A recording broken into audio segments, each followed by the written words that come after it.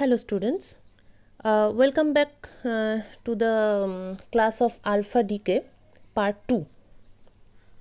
So in my last class you were given an assignment and unfortunately only 4 students have submitted their assignments. আশা করি বাকিরাও করে নেবে ঠিক সময়। তো যেটা বলছিলাম আমার লাস্ট ক্লাসটা এখানে শেষ হয়েছিল Q alpha Q value of the alpha decay reaction সেটা বার করতে বলেছিলাম এবং সেখান থেকে আলফা পার্টিকেলের এনার্জিটা বার করা যায় টি আলফা, এই দুটো বার করতে হবে। প্লাস যেই পোটেনশিয়াল ব্যারিয়ারটা ক্রস করে আলফা পার্টিকেলকে আসতে হচ্ছে, this is due to coulomb interaction between কাদের মধ্যে, thorium nucleus and helium ion, দুটোই পজিটিভলি চার্জড, তাহলে ওদের মধ্যে রিপালসিভ ইন্টারাকশন থাকবে। সেই কুলাম্ব পোটেনশিয়ালের ভ্যালুটা বের করতে বলেছিলাম at the surface of the nucleus, নিউক্লিয়াসের রেডিয়াস যেটা আছে সেই ডিস্টেন্সে the value of the coulomb potential. এবার তো দ্য রেজাল্টস আর, যদি নিজেরা করো তাহলেও দেখতে পাবে, এই ভ্যালুগুলোই পাবে। কুলাম্ব পোটেনশিয়ালের ভ্যালু হচ্ছে 35.2 MeV, অথচ আলফা পার্টিকেলের kinetic energy 4.196 MeV।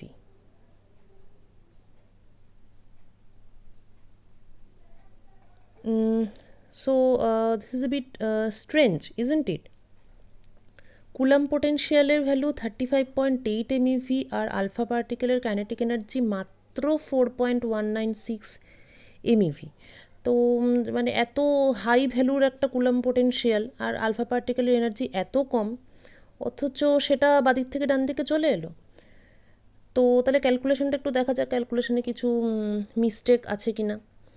Shubhashis, Paromita, Arnab আর সৌভিক, এই 4 জন আমাকে জমা দিয়েছে assignment.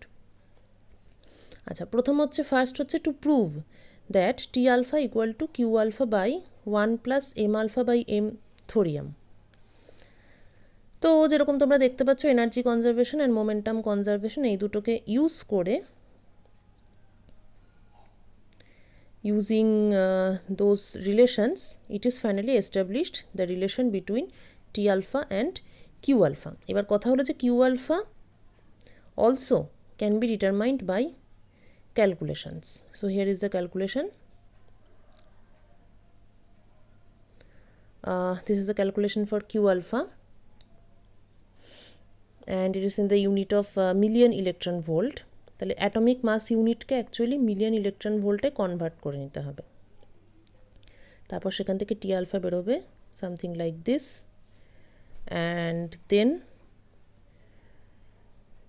Nuclear the height of coulomb potential. তো কুলাম্ব পোটেনশিয়ালের হাইট বের করতে গেলে সবার আগে বার করতে হবে ডিস্টেন্সের ভ্যালুটা, অর্থাৎ radius of the thorium nucleus. এবার সেই radius of the thorium nucleus বেরোবে এইভাবে, it is proportional to the cube root of mass number of thorium, which is 234. So R naught এর ভ্যালু বসিয়ে রেডিয়াসটা বেরোবে 7.4 FM এবং সেইটাকে এখানে বসিয়ে আর ZE, it is the charge of the thorium nucleus, আর 2E হচ্ছে charge of the alpha helium ion. MeV ইউনিটে it is 35.2 MeV. This is the entire calculation if you want to see. তো গল্পের মরাল হচ্ছে যে coulomb potential is much higher than the energy of the alpha particle. তাহলে এখান থেকে এটা পরিষ্কার যে alpha decay is theoretically impossible, এটা হওয়ার কথাই নয়। এত কম এনার্জির একটা পার্টিকেল এত high amount of potential barrier cross করে কি করে আসতে পারে। কিন্তু ব্যাপারটা হচ্ছে এটা তো বাস্তব, মানে এটা তো মানে আমরা দেখেছি ল্যাবরেটরিতে, আমরা নিজের চোখে দেখেছি যে uranium gives off an alpha particle and it converts itself into a thorium nucleus কিন্তু তাহলে তার মানে কি, তার মানে গন্ডগোলটা থিওরিতেই কোথাও একটা আছে। So alpha decay is theoretically impossible, maybe we need to change the classical theory এবং we need to introduce quantum theory of tunneling. So কিছুটা তোমাদের ইন্ট্রোডাকশন আছে। You have already solve Schrodinger's equation for a rectangular potential barrier. এই details calculation অনেকেই করেছো, যারা করনি তাদের জন্য আমি এটা অলরেডি দিয়েও ছিলাম ক্লাসরুমে এই লেকচার নোটটা। তো the incident wave function is a e to the power I k1x and then the reflected part is b e to the power minus I k1x. এইবার ব্যারিয়ারের মধ্যে এনার্জি লেস দ্যান পোটেনশিয়াল, মানে energy of the particle here is less than the height of the potential barrier. সুতরাং ব্যারিয়ারের মধ্যে কোনো harmonic part থাকবে না, এক্সপোনেনশিয়াল পার্ট থাকবে। So e to the power i k to x হবে না, ই to the power k to x বা মাইনাস কে টু এক্স হবে। ডিফারেন্সিয়াল ইকুয়েশন সলভ করলেও এটা ডাইরেক্টলি চলে আসবে এই সলিউশন। আর একদম রাইট সাইডে হচ্ছে transmitted wave capital E E to the power i K one x.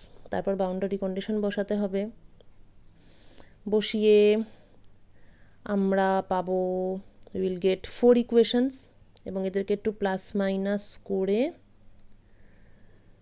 Solve করে, আচ্ছা আমাদের যেহেতু এখন দরকার দ্য ট্রান্সমিশন কোএফিশিয়েন্ট, সেই জন্য আমরা ই বাই এটা বার করবো, কারণ ই হচ্ছে অ্যামপ্লিটিউড অফ ট্রান্সমিটেড ওয়েভ আর এ হচ্ছে amplitude of incident wave. So we need to find out the ratio E by A,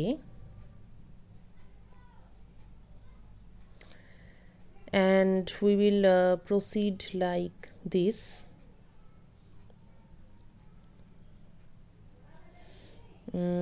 Finally we get something like this, and if we simplify this relation further,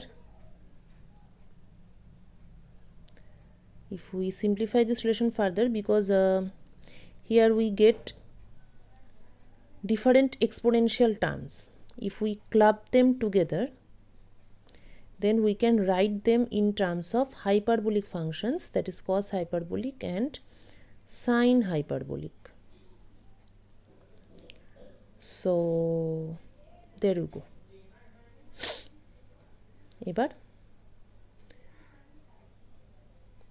তাহলে ভালো করে লিখে ফেললে the ratio E by A we can get from this relation, এবং the tunneling coefficient is given by the ratio of probability current density for the transmitted wave and the incident wave.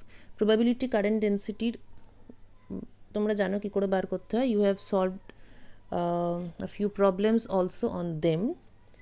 So Jt by Ji, they will be equal to h cut k1 by m mod e square by h cut k1 by m mod a square.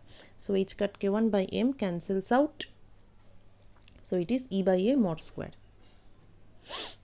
তাহলে just একটু আগেই আমরা e by a রেশিওটা পেয়েছি, সেখান থেকে we are able to calculate the transmission coefficient. এবার সেটাকে আরেকটু সিম্পলিফাই করে cos hyperbolic-কে we will convert cos hyperbolic into sine hyperbolic, and it can be shown that cos hyperbolic square minus sine hyperbolic square is equal to 1. So tunneling coefficient is given by this. So it's not at all a dirty expression, যথেষ্টই ভালো দেখতে, ভদ্রসভ্য একটা symmetry আছে। এবার এখানে আমরা k1 square আর k2 স্কোয়ারের ভ্যালুগুলো বসিয়ে দেব in terms of energy and the energy of the particle and the height of the potential barrier, and putting them, finally what we get is this is our value for the transmission coefficient. তাহলে গল্পের moral হচ্ছে এটাই যে quantum mechanical থিওরিতে যেহেতু every particle has a wave nature, সুতরাং they are able to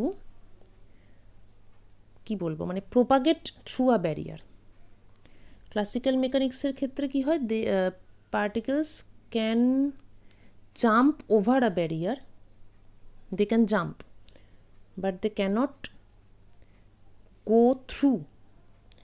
ঠিক আছে, উপর দিয়ে যেতে পারে, ভেতর দিয়ে কিন্তু যেতে পারে না। কিন্তু ভেতর দিয়ে যাওয়ার ক্ষমতা ওয়েভের আছে, এবং যেহেতু আমরা এখন জানি যে প্রত্যেকটা পার্টিকেলেরই একটা ওয়েভ নেচার আছে, সুতরাং ব্যারিয়ার দেখলেই ও ওয়েভের মতো করে ব্যারিয়ারের ভেতর দিয়ে চলে যায়। So this is the uniqueness of quantum theory. এবং আলফা ডিকেটা হচ্ছে এমন একটা এক্সাম্পল যেটা প্রথম মানে কোয়ান্টাম থিওরি অফ টানেলিংকে এক্সপেরিমেন্টালি এস্টাবলিশ করেছিল। না হলে এরকম একটা উদ্ভট টাইপের থিওরি কেউ মানতো না। কিন্তু যখন নিতান্তই দেখা গেল যে না, আলফা পার্টিকেল ডিকে একদম মানে হাতে হাতে দেখিয়ে দিল যে মানে ওইটুকু একটা এনার্জি নিয়েও একটা পার্টিকেল কিন্তু নিউক্লিয়াসের ভেতর থেকে বাইরে বেরিয়ে আসতে পারে, হয়তো খুব কম সংখ্যায়। The probability is much much smaller than one, অবশ্যই খুব কম সংখ্যায় বেরোবে। যতগুলো সৃষ্টি হবে তার থেকে অনেক কম পার্টিকেলই, যদি 1,00,000টা সৃষ্টি হয় হয়তো 100টা হয়তো পার্টিকেল ডান দিকে মানে নিউক্লিয়াস থেকে বেরিয়ে আসবে। কিন্তু but it happens, this is a physical reality, this is the reality of nature. So tunneling is a reality of nature. Wave nature of particles, it is also a reality of nature. এবং quantum theory is a reality. মানে মানতে যতই অসুবিধা হোক মেনে নিতে হবেই যে nature actually behaves like this.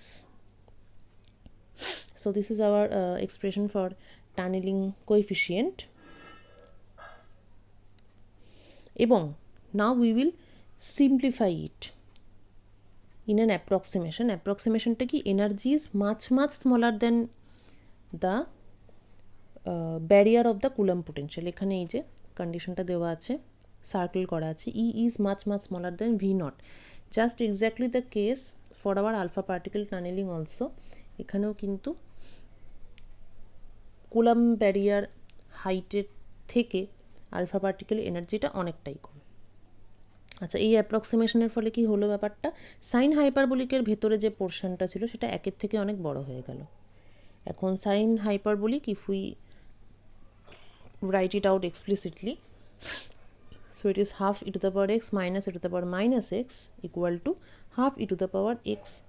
যদি x একের থেকে অনেক বড় হয় তাহলে sign hyperbolic x can be replaced by half of e to the power x.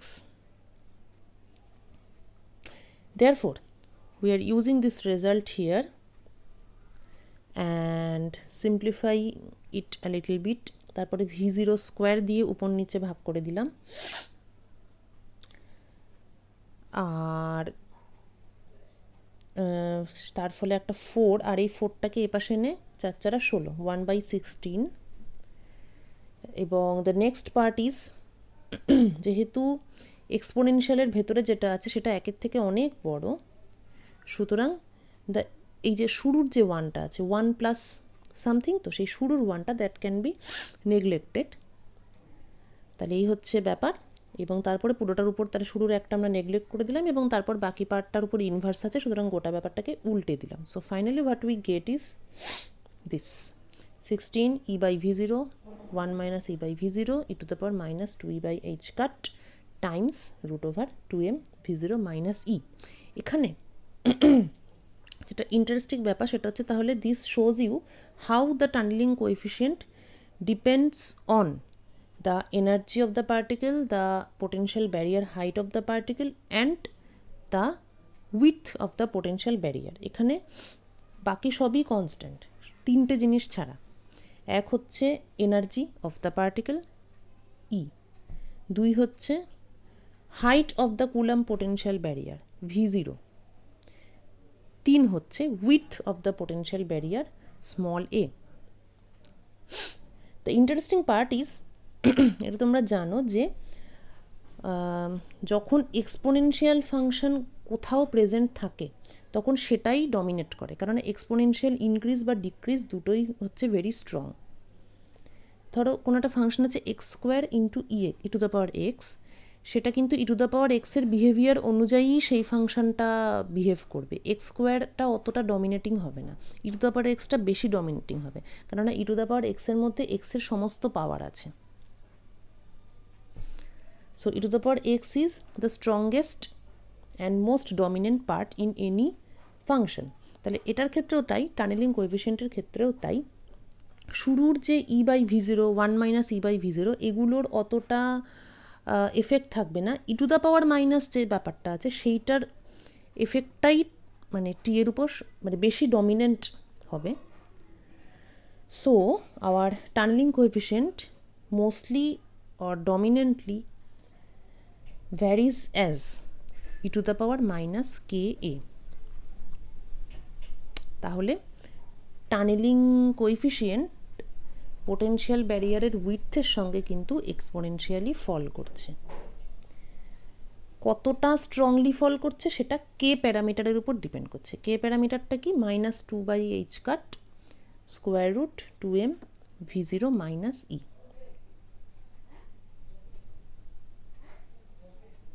আচ্ছা, এখানে এই মাইনাস সাইনটা হবে না, ঠিক আছে, কারণ e to the power minus k a এবং k is equal to two by h cut square root two m ব্র্যাকেটে v zero minus e. The minus sign will not be present here. তো তাহলে k is an important parameter.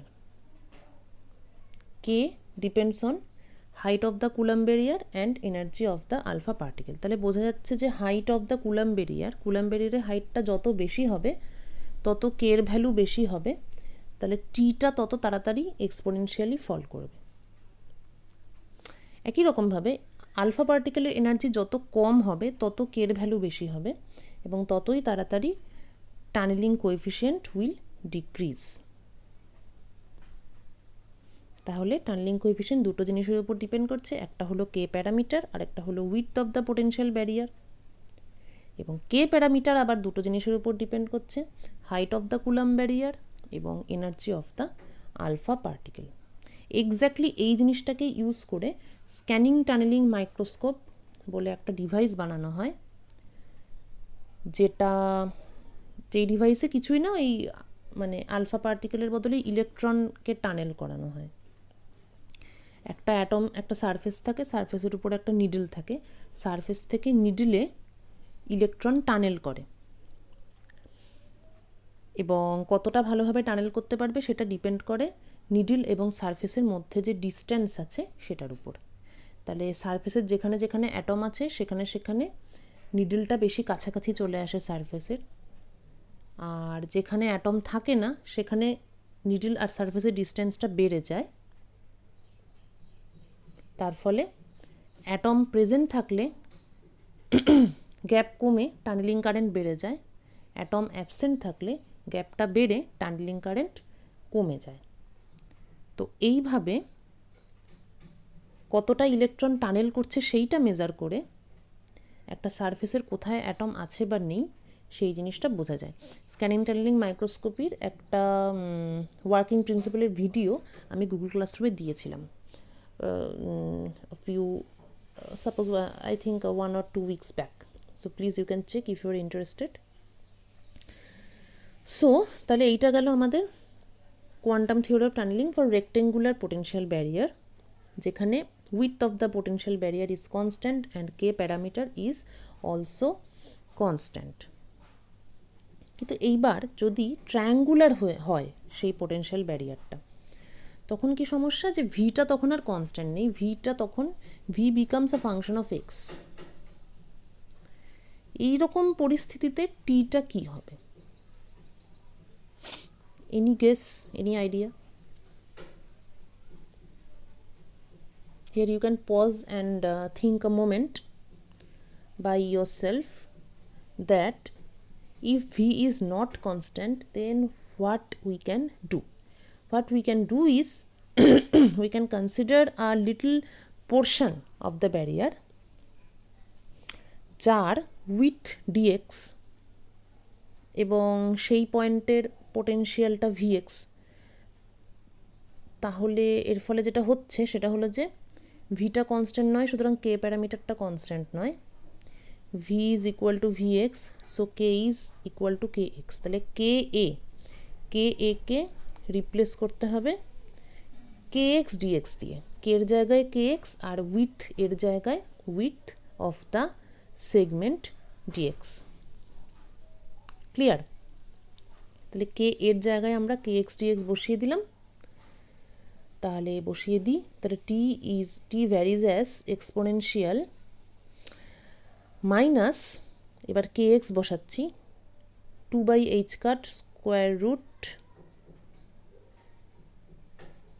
ওহো এখানে তো square রুটটাও দেওয়া হয়নি, ঠিক আছে এগুলো নিজেরা কারেকশন করে নিস।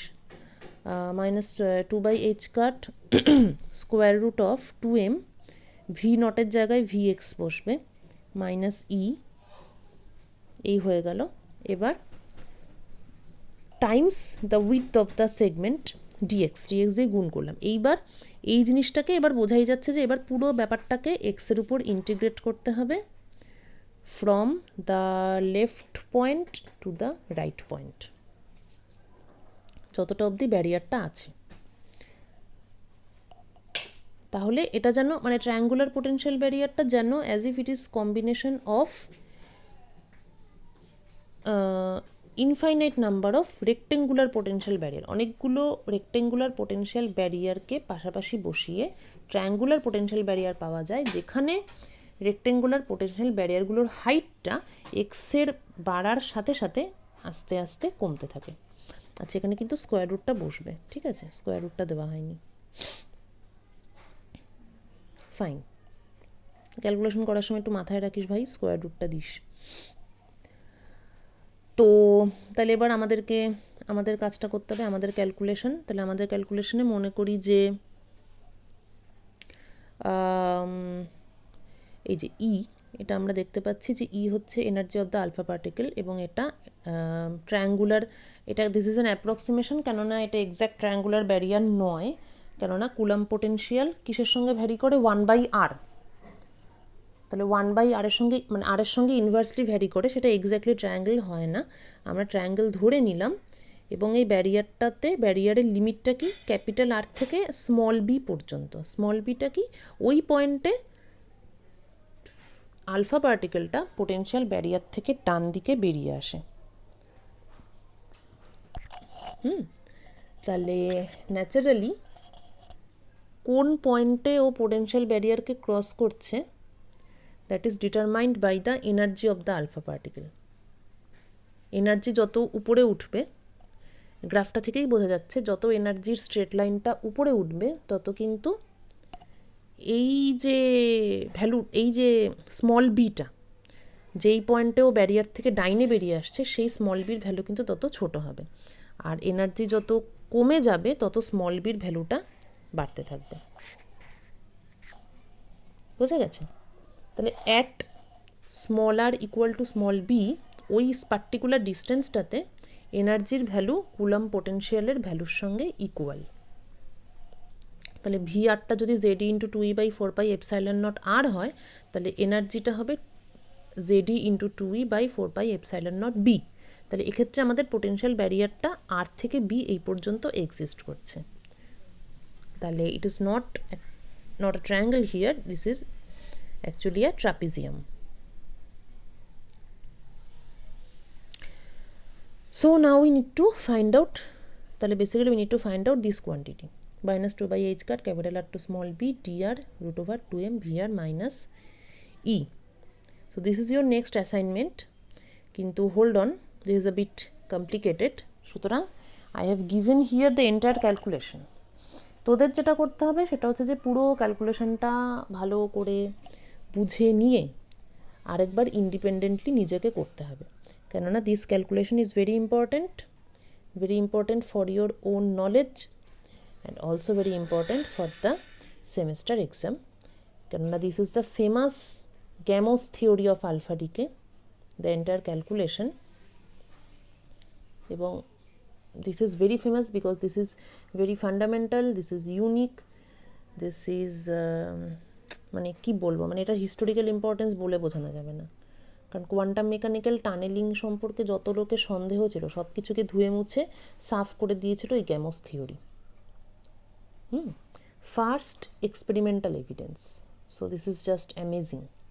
First experimental evidence of a মানে উদ্ভট টাইপের theory. So Gamow's theory is very important, conceptually important as well as historically important. আচ্ছা, এক্সপোনেনশিয়ালের পরে ব্র্যাকেটের মধ্যে মাইনাস সাইনটা বাদ দিয়ে যে পোর্শনটা আছে গামা, সেটা আমরা তাহলে বের করব. 2/h cut capital r to small b √2m v minus e. Okay. আচ্ছা, এবার ইটাকে কমন নিয়ে v/e করলাম রেশিওটা, কেননা v/e রেশিওটা ইজ ইজিয়ার টু হ্যান্ডেল, এবং এনার্জিটা এখানে যেহেতু আমার কনস্ট্যান্ট, তাহলে বাঁদিকে পুরোটাকে কনস্ট্যান্ট করে দেখতেই পাচ্ছ v/e ইকুয়াল টু b/r বেরিয়েছে. তাহলে integration is reduce to this b/r minus 1, তার স্কোয়ার রুট. এইবার আমরা জানি যে যখনই একটা কোনো কিছুর স্কোয়ার রুট থাকে তখনই আমরা সেটাকে সাইন থিটা কস থিটায় নিয়ে যাওয়ার চেষ্টা করি. তাহলে এখানেও আমরা ঠিক সেই কাজটাই করব, সেটাই করেছি. b/r এটাকে সেক স্কোয়ার থিটা ধরেছি, কেননা এখানে মাইনাস ওয়ানটা তার পরে আছে. So sec square theta minus 1, that is the thing which we all know the formula very well. আচ্ছা, একই সঙ্গে এবার সবাইকেই তো এবার আমার ইন্টিগ্রেশনের লিমিটে ক্যাপিটাল আর ছিল, তা এটাকেও আমাকে থিটাতে কনভার্ট করতে হবে. তাহলে যেহেতু small R equal to b cos square theta, তাহলে obviously capital r is equal to b cos square theta naught, যেখানে theta naught is some constant.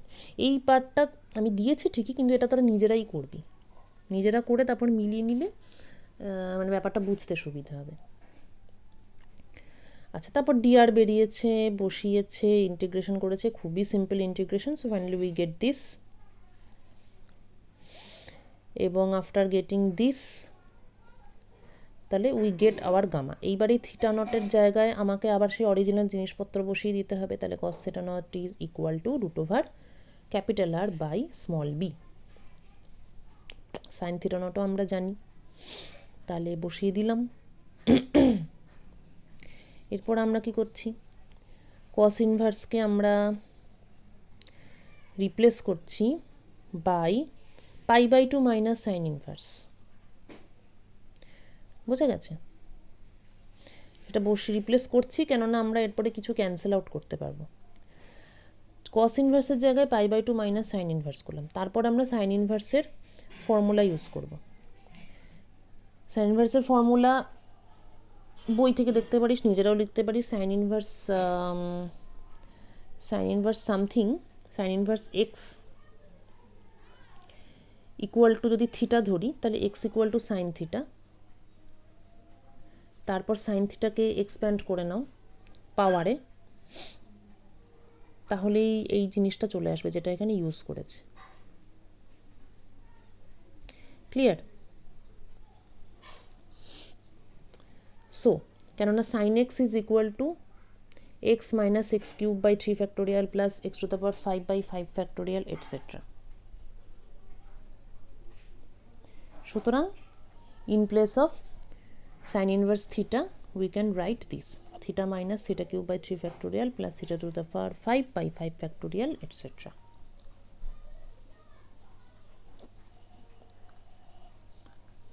Next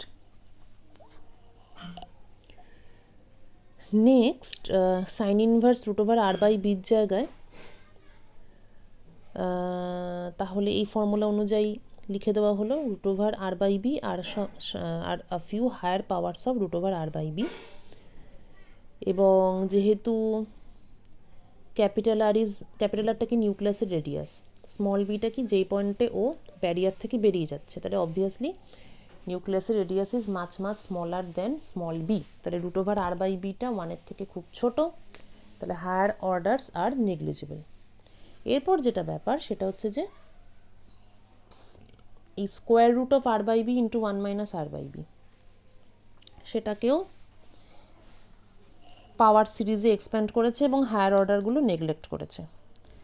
and so finally আমরা R/b এর শুধুমাত্র ফার্স্ট অর্ডারটাই রাখবো. এটা হচ্ছে আসল বিষয়, কেননা R/b is very small compare to 1. তাহলে শুধুমাত্র ফার্স্ট অর্ডার বজায় রেখে আমরা we are getting this 2b/h cut √2me bracket π/2 minus 2 √r/b। Clear? এরপর বিটা তো আমাদের আননোন, অ্যাকচুয়ালি বি এর জায়গায় আমাদের বিটা আমরা জানি। অবশ্যই এখানে এরা 4πε0টা ধরেনি, এটা তোরা 4πε0 ধরে করলেই বেস্ট হয়। এসআই ইউনিট 4πε0টা ধরেই করবি। তো এনার্জির টার্মে মানে কি কি জিনিস আমাদের এখানে মেজারেবল সেইটা আমাকে দেখতে হবে। কোন পয়েন্টে ও নিউক্লিয়াস থেকে বেরিয়ে আসছে ওটা অত সহজে মেজার করা যায় না, কিন্তু আলফা পার্টিকেলের এনার্জি এটা সহজেই মেজার করা যায়। সুতরাং small B has to be replaced by the energy of the alpha particle. তাহলে আমরা রিপ্লেস করে দিচ্ছি, এবং রিপ্লেসটা যেখানে করেছি সেখানে ক্যাপিটাল বি ইউজ করছি আমরা, which is the height of the Coulomb's potential barrier। এটা পুরোটাই করা হচ্ছে যাতে একটু ফর্মুলাটা দেখতে ভালো হয়। Whatever, then a little bit of multiplications, additions, multiplications, etc. And finally we get two terms, যার মধ্যে প্রথম term is independent of energy এবং for a given value of, for a fixed value of velocity of alpha particle, first term টা কিন্তু a constant, and the second term varies as the square root of energy. This dependence on the energy is very crucial. Why? Next slide. তাহলে t is proportional to exponential minus one constant term and minus of square root of energy. বিষয় হলো এটাকে তো verify করতে হবে যে এই যে আমি Gamow's theory of quantum tunneling apply করলাম, একটা রিলেশন পেলাম, ভেরিফাই করতে হবে। ভেরিফাই করতে গেলে কী করতে হবে? টি মেজার করতে হবে। এনার্জি আমরা মেজার করতে পারি, তাহলে টি এর সঙ্গে এনার্জির ডিপেন্ডেন্সটা আমাকে চেক করতে হবে। সমস্যাটা কি? টি তো মেজার করা যায় না, টানেলিং কোএফিসিয়েন্ট আমি হট করে এক্সপেরিমেন্টালি কী করে মেজার করব? টি মেজার করা যায় না, কিন্তু there is something that we can measure, something. This is called the decay constant. মনে পড়ছে radioactivity, half life, etc. So there is a decay equation. তাহলে nt যদি number of active nuclide হয় present in the sample at any time t, তখন experimentally দেখা যায় যে dndt is proportional to minus nt. সময়ের সাথে সাথে dndt কমে। কতটা কমবে, কিভাবে কমবে? রেট অফ ডিকে কার সঙ্গে প্রপোর্শনাল? ওই মুহূর্তে যতগুলো অ্যাটম আছে তার সঙ্গে প্রপোর্শনাল। কোনো একটা নির্দিষ্ট মুহূর্তে যদি 1000টা অ্যাটম থাকে তাহলে যত তাড়াতাড়ি ডিকেটা হবে, 50টা অ্যাটম থাকলে অনেক স্লোলি ডিকেটা হবে। তাহলে d n t t is equal to minus lambda n t. ওই যে প্রপোর্শনালিটি কনস্ট্যান্টটা, সেই lambda is called our decay constant, এবং this lambda can be measured by measuring the half-life of any radioactive sample. Decay constant is directly related to the half-life of any radioactive sample, so decay constant can be experimentally measured. The next challenge হলো decay constant টা কিভাবে tunnelling কোএফিসিয়েন্টের সঙ্গে related. How lambda is related to the tunneling coefficient capital T. একটু ভালো করে যদি লক্ষ্য করি, ল্যামডা ইজ ইকুয়াল টু কি? D n d t by n. Minus সাইনটা ইগনোর করছি, ল্যামডার ভ্যালুটা it is d n d t by n. এনটাকে ওরমভাবে লেখা যায় d n by n divided by d t. কি লেখা যায় তো?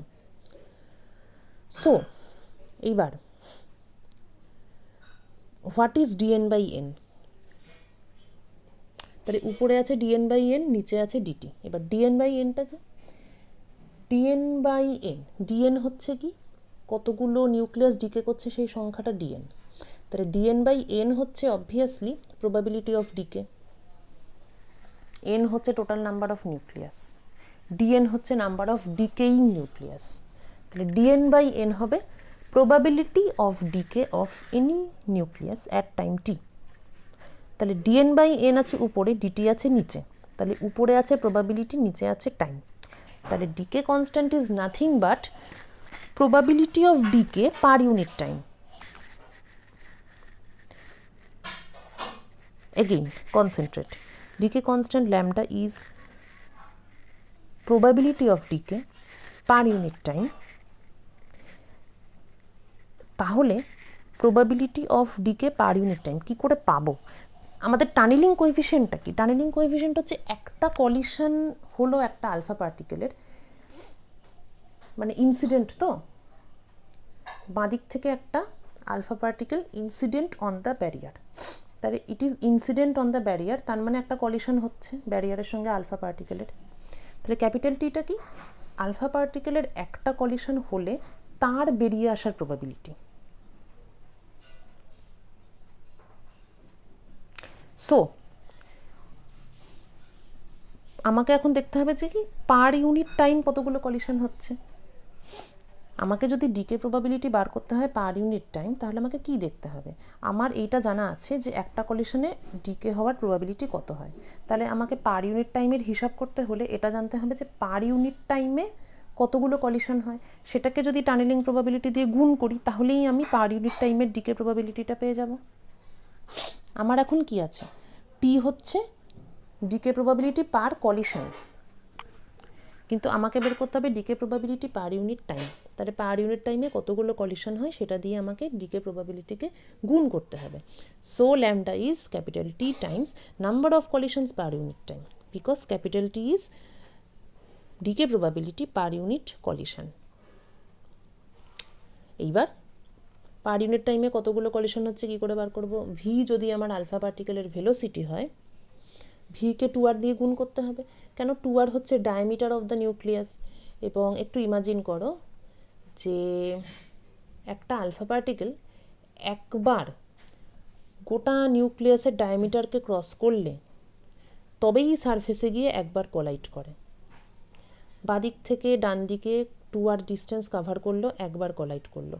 ডান দিক থেকে বাদিকে আবার 2r ডিস্টেন্স কভার করলো, তবেই গিয়ে বাদিকে কোলাইড করলো। আবার বাদিক থেকে ডান দিকে আবার 2r কভার করলো, এবার ডান দিকে কোলাইড করলো। যতবার ডায়ামিটার ক্রস করবে, অর্থাৎ 2r ক্রস করবে, ততবার ও কোলাইড করবে। এবার 1 সেকেন্ডে ও যদি 10 সেন্টিমিটার যায়, তাহলে 10 সেন্টিমিটারকে ডায়ামিটার দিয়ে ভাগ করলে আমি কলিশনগুলো পাবো, কেননা একটা ডায়ামিটার পেরোনো মানে একটা কলিশন। তাহলে স্পিডকে ডায়ামিটার দিয়ে ভাগ করব, কারণ কত মানে 1 সেকেন্ডে ও কতবার ডায়ামিটারটা ক্রস করছে, ততবারই ও কোলাইড করছে। তাহলে number of collisions is speed by 2r, কেননা একটা 2r ক্রস করলে একটা কলিশন হয়। So number of collisions per unit time, it is v by 2r. Clear? তাহলে টি কে ভি বাই টি আর দিয়ে গুণ করলাম, এই যে গুণ করে দিয়েছি, ফলে আমরা ল্যামডা পেয়ে গেছি। So log lambda, hope there is no mistake, okay, so log lambda is some constant plus some constant square root of e by b. তাহলে এখানে আমরা দেখতে পাচ্ছি here we have a relation, a nice relation between log lambda and root e. যত log lambda বাড়বে বা যত আমার আলফা পার্টিকেলের এনার্জি বাড়বে, তার স্কোয়ার রুটের সঙ্গে লগ ল্যামডাটা ডাইরেক্টলি প্রপোর্শনাল। তাহলে আমরা যদি একটা এক্স ওয়াই অ্যাক্সিস নিই, এক্স অ্যাক্সিসে রুট ই প্লট করি, ওয়াই অ্যাক্সিসে লগ ল্যামডা প্লট করি, then I am going to get a straight line. So exactly this type of a relation was suggested by Geiger-Nuttall. কিন্তু Geiger Nuttall suggest করেছিলেন based on experimental observation. Geiger Nuttall actually দেখেছিলেন, এটা একটু বই থেকে দেখে নিবি, পড়েওছিস হয়তো আগে। Geiger Nuttall law is purely an experimental observation. ওনারা দেখেছিলেন যে ডিকে কনস্ট্যান্টের সঙ্গে এনার্জির একটা প্রপোর্শনালিটি আছে। তবে ওনারা যেই ধরনের রিলেশন বলেছিলেন, যে লগ ল্যামডার সঙ্গে লগ ই প্লট করে দেখিয়েছিলেন যে সেটা স্ট্রেট লাইন হচ্ছে, কিন্তু সেটা পুরোপুরি কারেক্ট ছিল না। নেভারদেলেস গাইগার নিউটাল এক্সপেরিমেন্টালি অবজার্ভ করে বলেছিলেন যে লগ ল্যাম্বডার সঙ্গে এনার্জির একটা প্রপোর্শনালিটি অবশ্যই আছে। Exact nature of the relation সেটা আমরা এখন এই থিওরিটিক্যালি বার করলাম, এবং এটাকেও আবার এক্সপেরিমেন্টালি যখন অবজার্ভ করা হবে তখন দেখা যাবে যে লগ ল্যাম্বডা আর রুটই সত্যি সত্যি প্লট করলে পরে স্ট্রেট লাইনই পাওয়া যায়। So therefore the experimental observation matches, এবং ম্যাচেস এক্স্যাক্টলি। এই যে সমস্ত ভ্যালু ট্যালু যা বসানো যেতে পারে এখানে, ভিটাও ক্যালকুলেট করা যায়, এক্সপেরিমেন্টালি ডিটারমাইন করা যায়, বাকি সব তো কনস্ট্যান্ট বসানোই যায়, বসিয়ে দিলে দেখা যাবে যে মানে what a surprise, exactly this relation, this theoretical equation exactly matches the experimental results. Therefore you cannot deny that quantum theory is correct. Particles actually behave like wave, they actually tunnel through a barrier. Quantum mechanical theories, no matter how much bizarre or how much উদ্ভটের exact English আমি জানি না, যতটাই আজগুবি লাগুক না কেন, যেমনই যাই লাগুক না কেন, you can not deny quantum mechanics, you can not deny its results. একটাই কারণ, ওরা they predict, they explain the experiments bang on perfectly. Okay, so with this we complete our discussions of alpha decay. এবার যেটা important সেটা হচ্ছে গোটা ক্যালকুলেশনটা নিজেরা খাতায় করবি, ভালো করে দেখবি যে স্টেপগুলো একদম এক্স্যাক্টলি ঠিকঠাক বুঝছিস কিনা। এরপরের ক্লাসে আমরা we will proceed to another very interesting and mind blowing event of physics, radioactive beta decay. Okay, so bye for now and enjoy your holiday. Bye.